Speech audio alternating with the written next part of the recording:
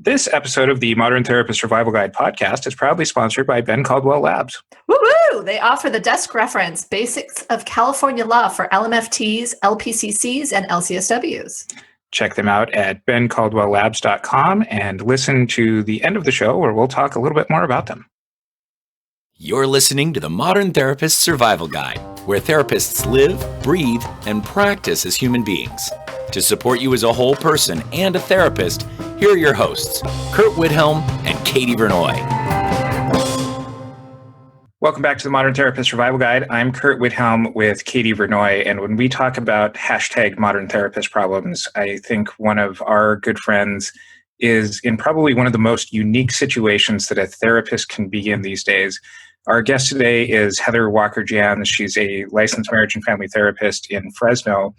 And the other half of her life right now is she's married to Andrew Janz, who's currently running for the House representative position in California District 22. So thank you for joining us with your modern therapist problem, Heather. Thank you for having me, Curt. Thank you for having me, Katie. We are so excited to have you. We are huge fans of yours because you have a lot that you're doing, a lot that's been yours, a lot that's gotten added to you now that Andrew's running against. I won't say the other person's name, not giving them any time, but you're an activist. And you've always been an activist, but now it's kind of on a larger scale. And so I'm really interested to dig into that, but I realized I need to give you an opportunity to introduce yourself. I did the Curt thing where I'm like, let's go jump into the questions. And in fact, my first question is, who are you and what are you putting out in the world? I'm happy to answer that. So thank you for introducing me. I do live in Fresno. In terms of the election, we like to call it Congressional District 22. But I'm from the Central Valley. I grew up here. I went to school at CSU Stanislaus and then down in Los Angeles at Cal State LA.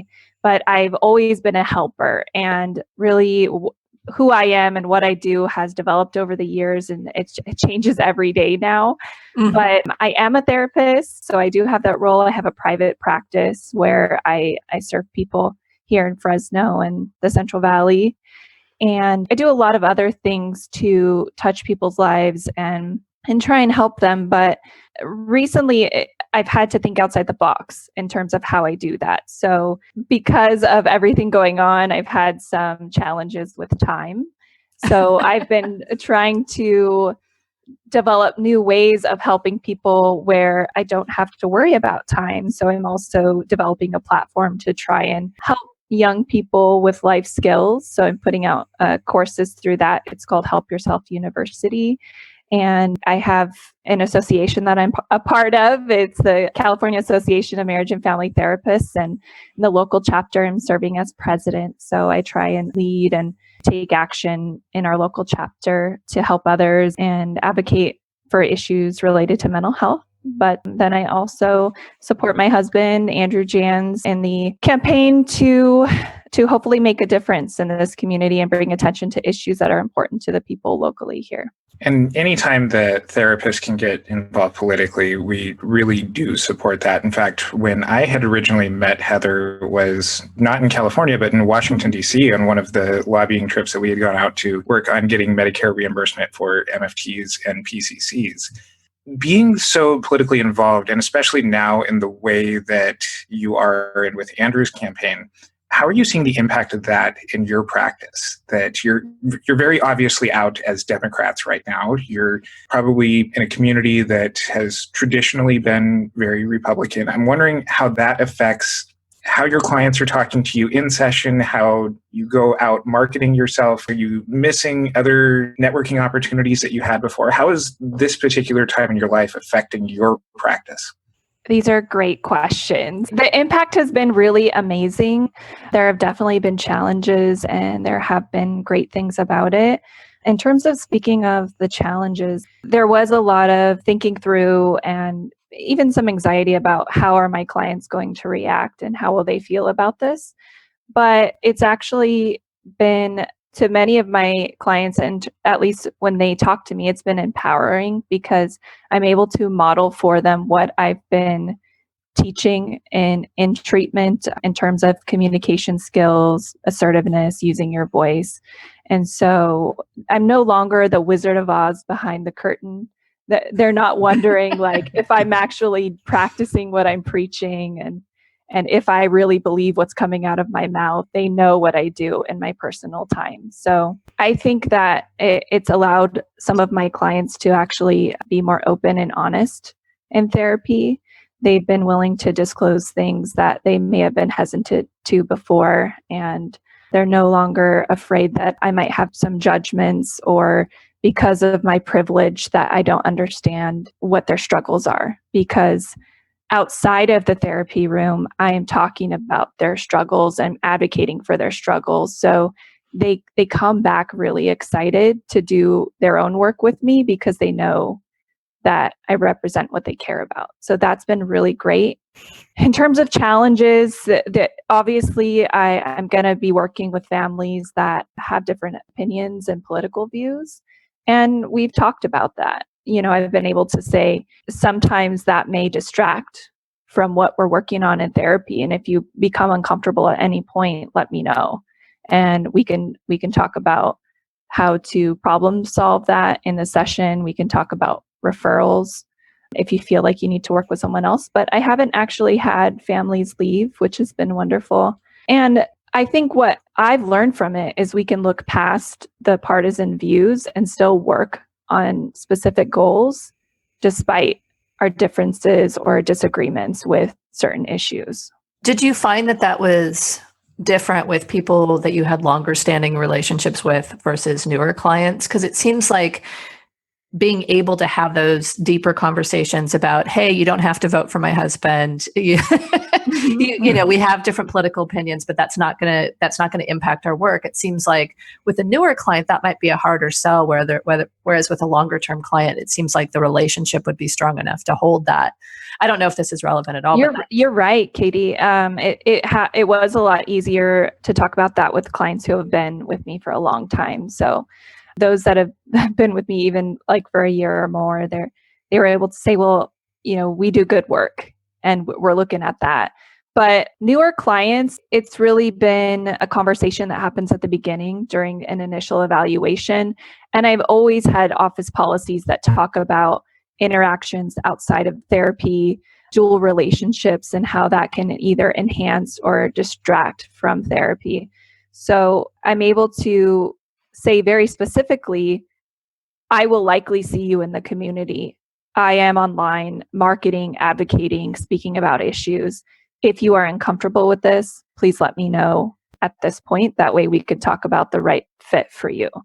I haven't had anyone say, well, that, I don't like that and I'm leaving. So that's been good. But I also wonder sometimes, do people not call me because they know what I represent or where I come from? But I had more clients or parents of clients call me and say, I know that you support gay rights. I know that you support immigrants. So we want to come to you, which has been really cool.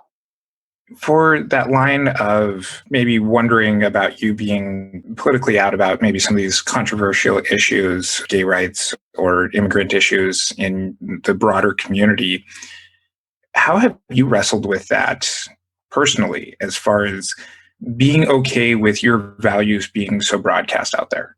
It contradicts a lot of what I learned at least in undergrad and grad school. I think I was a little more prepared to be genuine with who I am as a person and as a therapist. So I'm no longer allowed to be not knowing. Before it was, don't have a Facebook or a Twitter account or an Instagram because your clients will see you on it. They'll know about you. They'll know who your husband is and who your family is. And that's not okay. But from this experience, I don't have a choice in that. Mm-hmm. People are going to know who I am. My picture is in their mailbox at home. And so they're going to know who I am. And so I can't hide from that. And I've been able to learn that it's helped the relationships. They actually can trust who I am. And we assume that all of our clients are going to be irresponsible and start commenting on our things or stalking us. And that's just not the reality. Most people want to do good as well and aren't crossing that boundary line. And if someone's going to cross a boundary line, they're going to do it regardless if they know what your social media account is or not. Yeah, I think that's a really good point, because I think a lot of the laws and ethics or old ideas around how we should behave around dual relationships, about public persona, I think it really comes from this place of our clients, like you said, being irresponsible or being people we have to take care of. But I know for myself, I'm a therapist and I'm a client. Granted, it makes me a unique client, but I think there's that piece of, why would I do that? Like, why do I need to be taken care of in that way as a client? And I think it's because it's this assumption, I think there's a stigma around it. There's this idea that, people seeking treatment somehow need extra care. And I think that's not necessarily true. I think certainly there's clients that we're going to have to be cautious about. And that's a question I have is kind of how you determine at this point, if you're screening someone in or out, if they can kind of manage this type of, for lack of a better phrase, dual relationship. But I think it's something where in any profession, in any arena of life, there's going to be people who cross lines and boundaries. And as therapists, we need to do our best. But I don't think that we need to pretend that we don't need to infantilize the client population all the way across. They can handle this stuff. They're interacting with this stuff. Oftentimes, at least for me, most of my clients are better at navigating social media than I am. So yes, they know more, what that's about than I am. But let me get to the question, which is, at this point, I think you're probably, your time is pretty limited, so you're probably not taking in a whole lot of clients. But if you take in a client, how do you do that screening? How do you determine if they could navigate this? Because your activism is very visible, and your views are very visible, and you are very visible. So how do you navigate that? How do you determine if they can deal with it? Well, in the initial evaluation, when I'm talking about office policies and how I'm out there, I let them know, like, your confidentiality is important, and we want to protect that. We want to protect the process that you're engaging in when you're in treatment. So I don't want you to be commenting on my social media. I don't want you to leave me reviews. I don't want you to have to defend me if someone on Twitter is attacking me or my husband. And most of them will say, oh yes, okay, I understand that. But with the exception of maybe one or two people where they're confused and they're like, no, but they seem very sensationalized about the whole thing. Then I know that it's not a good fit, and I have to let them know that I am not able to help them because it would be too distracting to the treatment, and then I may refer out. And that's a judgment call we have to make based on, all of the supervised training we've gotten. Yeah. The sensationalized piece, I just was thinking about the notion that our clients have confidentiality, but you don't, and you're on a national stage. Yeah. And so has that impacted the way you do the clinical work? Because oftentimes, not that you're over disclosing or that kind of stuff, but theoretically, sensationalized clients, which it sounds like you've ruled out, could theoretically start disclosing what was going on in sessions and your personal opinions and all of those things, and try to find some way to do that. Is that a fear? Has it impacted you at all?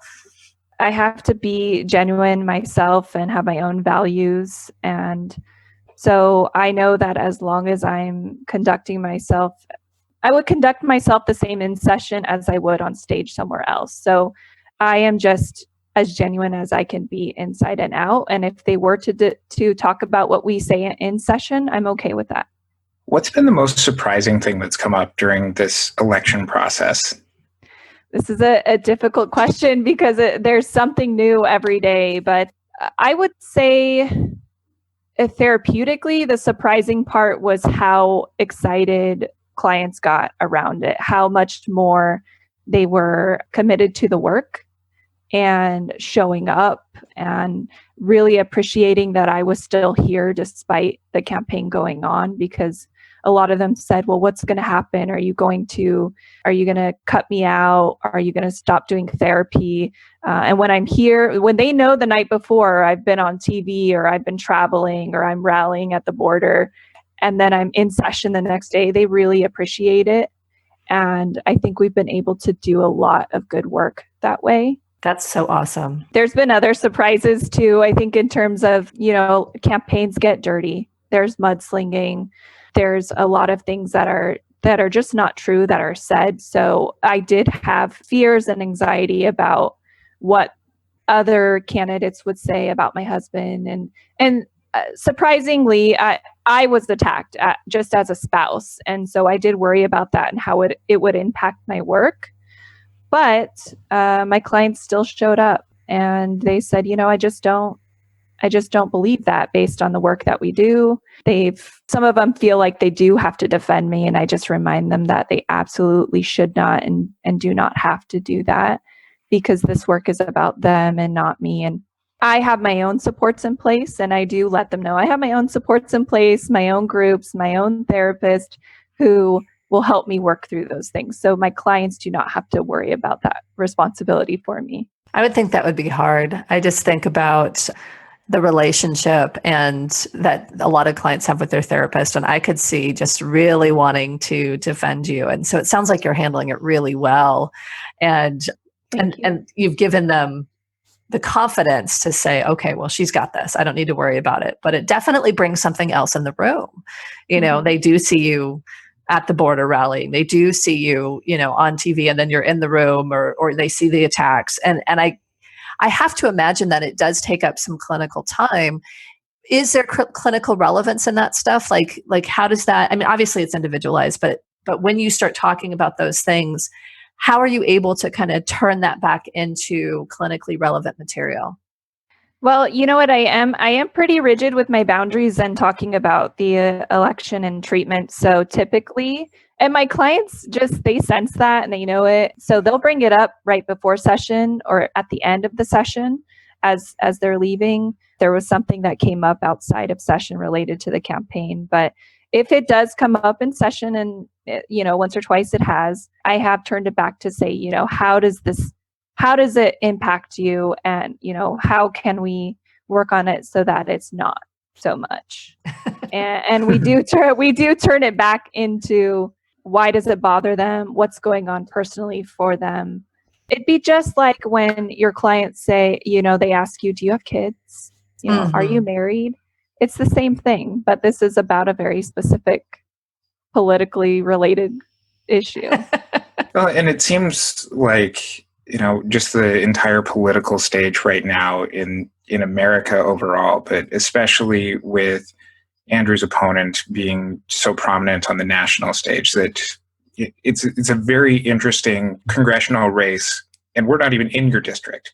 The atmosphere around and locally, I have to imagine, is probably very exciting for a lot of people and a lot of clients in this situation as well. I'm so glad to hear that not only are you operating so genuinely, which is what Katie and I talk about all the time on the show, but that you've proactively found your support systems and that you've really been able to have your outlets throughout this entire process. When in Andrew's decision to run, did you think, I need to have these things in place? Well, luckily, a lot of them were already there. And I already had camped in place. I already had consultation groups I was attending. I had colleagues that I consult with. So that was wonderful. But immediately I knew there was an issue in terms of managing time. And so I did seek out my own business coach. I did talk to the campaign about, how much do I need to show up for you so that I know what I can commit to in my own practice and in my own work. So it was very early on, but I think, personally, I had a medical issue that came up just a little after the campaign where I was forced to take some time off that I didn't plan to and I didn't want to take off. So I learned that I had to let go of some things. And somebody told me that although I want to do it all, I don't have to do it all right now. So there are some projects that I really wanted to get done and I wanted to do it all right then, but not everything has to get done right now. So that seems very wise. Yeah. Someone, Katie Vernoy, told me that.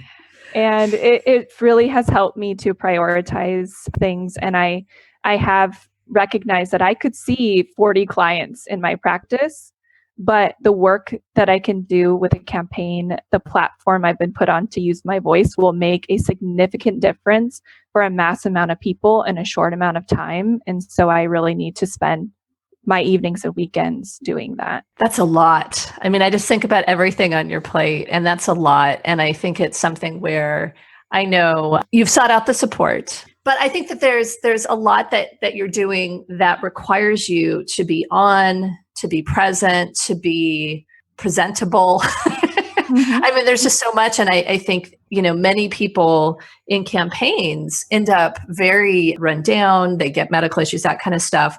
What are you doing to take care of yourself? How are you making sure that you're functioning in all cylinders, that you're able to go down and rally at the border and then come back and have a session the next day? Like how are you managing that? I'll be honest that it's always a struggle, but I have to check in with other people. I have to check in with my own supports and problem solve what has been a struggle for me so that it doesn't continue to. I had to learn to say no. And that is so hard for me as a helper. And I think it's something that a lot of therapists struggle with, is to say no to things. So I had to learn to say no or to delegate. And I definitely have had to delegate in terms of my local chapter, in terms of my practice. I've had to delegate things. When I volunteered to be on the committee for Women's March, there were things that I had to delegate in order to achieve. I learned I could not do it all myself, or I wouldn't be around very long. If there's anybody who's considering, running for office, who's a therapist already, or if they're in a position like you are, where it's a spouse who's running, what advice do you have for them that you've learned along the way that was just kind of one of those things where, I wish somebody would have told me this? Well, I think the most important thing is you don't want to wait around for the right time. You don't want to wait and see if somebody else better steps up and does it, because that's just not going to happen. If you care about something, you need to step up. And even if you don't know everything about it, there will be people to help you along the way. So you need to just step up and speak out and try and do it, because nobody else is going to do this for us. I got into the field, and even in my association, in our association, and I thought, well, what are my mentors? What are the older therapists going to do for us? When are they going to take care of this issue? Or, they're supposed to be teaching me. No, that's not the case. We are learning ourselves. We have to step up ourselves. I was watching my clinical supervisor down in Cal State LA. She was on someone's YouTube channel and talking about the problems of how young people communicate mostly online, and how that's going to create issues later on. And the interviewer asked her, well, what are you going to do about it? You're a therapist. And she said, well, I'm going to retire and travel. You guys need to figure this out. So wow. I just, what I'm learning is we just have to step up. We can't wait until we're older, more experienced, more wise. You just need to step up and ask questions so that you can get yourself out there. So the message is use your voice. Use your voice. Which it sounds like step up and use your voice. I love that, because I think so often as therapists, we are disempowered in the messages we receive about the blank slate, about how we must present ourselves in public arenas. And I think that's shifting. I hope that's shifting. But I think being able to navigate it so successfully with such a big voice, because your voice is big right now. You're able to really say a lot right now, and being able to navigate that successfully with a full private practice is just phenomenal. It's so inspiring, I think, because I think so many people will if I go to that march, what if somebody sees me? And it's like, well, you went to the march before the campaign, and now you go to the march and you get filmed or, put on TV about being at the march, and so you can't hide that anymore. Saying hey, it's okay to step up. Your clients will find you. Your clients will be able to do the work. I think it can be very empowering, because there's so many therapists who have a lot of strong feelings about what's going on right now. And you're saying it's okay. Be a therapist, be an activist. You can do it. Yes, it gives your clients hope. The people that I work with, when they complain about something like they can't pay their medical bills, or they've just lost their insurance and they're very upset, and I tell them, call your congressman, write a letter. And before it would be like, well, why does that matter? What's that going to change? Or they don't even answer the phone, so who cares? But they see that taking action actually brings attention to the issue. And they believe that if they do it, it does matter. So the fact that we are advocates in the field will help our clients to really believe that they can do it themselves too. And through some of my advocacy work, and I'm sure that Heather can expand on this too, is the first step is just show up. And it doesn't necessarily have to be on a national stage like this. It can be locally, it can be within even your local therapist chapter. Showing up is usually the first step to creating change, but it's also been very surprising to me as my advocacy and getting involved with legislators at higher and higher levels is that they're people, at least most of them. But most of them are people who listen and who will at least be respectful, if not take in a different perspective. And I think in all of the mudslinging that does happen as far as elections and campaigning goes, is that when it actually does get to the legislative process, if it's on a government level, is that it's interacting with staff people who are people and are oftentimes the ones who make things happen too. And that's where showing up can really happen too. Yes, it's been the magical part about this campaign is that I've been able to sit and have meals with leaders, staffers, senators, congressmen and women on a very personal level. And when they ask me who I am and what I do, I don't just say, well, I'm Andrew's wife. I get to tell them about my work and the communities and the people that I work with and the issues that they care about. And I've been asked by a congressman, well, why do you think there's such a mental health problem in the Central Valley? What issues are contributing to that? And I get to share my expertise and opinion about what's affecting the people here. And you know what? I had that congressman's ear for a certain amount of time, and he will remember what the Valley needs and consider that when they're making decisions. And it's really, really cool.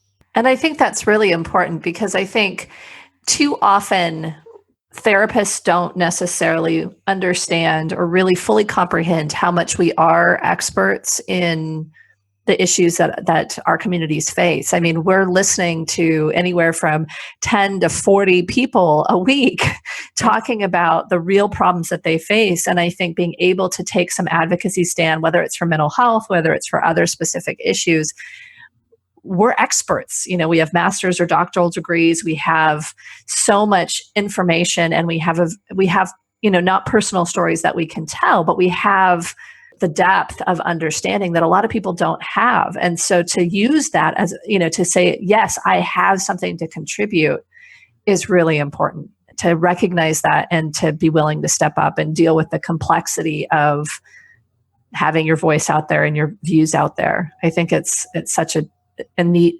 important message. And I'm glad you're living that you're walking that talk. Yes, and I hope that more therapists do step up. I think it would be beneficial to have helpers and people from the mental health field to be in other leadership positions so that we can make a difference.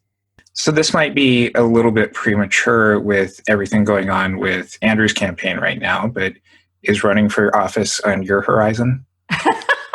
You know what? It was not, but I've been asked that a lot. And I've been asked about city council positions and mayor. It's really interesting. So, you know what? I'm just going to do the work that I can right now to the best of my ability, and we'll see what happens. That's funny because I think we've had a conversation offline about that. And it's interesting that because you are such a leader and you're so well spoken that becomes the obvious choice. And so I do hope you consider it over time. Thank you very much. Well, our guest today is Heather Walker Janz. Where can people find out more information about you and your practice? I have a website. It's www.heatherjanz.com, and there are links to my other projects there, my Janz Therapy website and my Help Yourself University website, as well as Andrew Janz for Congress website. So heatherjanz.com. And we'll include links in our show notes to all of that. And you can find that on our website, mtsgpodcast.com. While you're there, you can click on over to our conferences tab and see our Therapy Reimagined 2018 conference. Heather's actually going to be there talking about being an advocate and in the mental health world. And that's going to be in Los Angeles here in October 2018.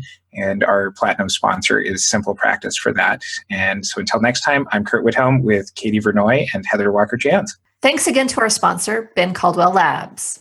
They offer a whole suite of tools to help us all be more successful therapists throughout our careers, including continuing education, California license exam prep, and the updated and essential reference book, Basics of California Law for LMFTs, LPCCs, and LCSWs. Please go visit bencaldwelllabs.com/modern because he's giving you 20% off of the Basics of California Law when you order by the end of 2018. Once again, that's bencaldwelllabs.com/modern. Thank you for listening to the Modern Therapist Survival Guide. Learn more about who we are and what we do at mtsgpodcast.com. You can also join us on Facebook and Twitter. And please don't forget to subscribe so you don't miss any of our episodes.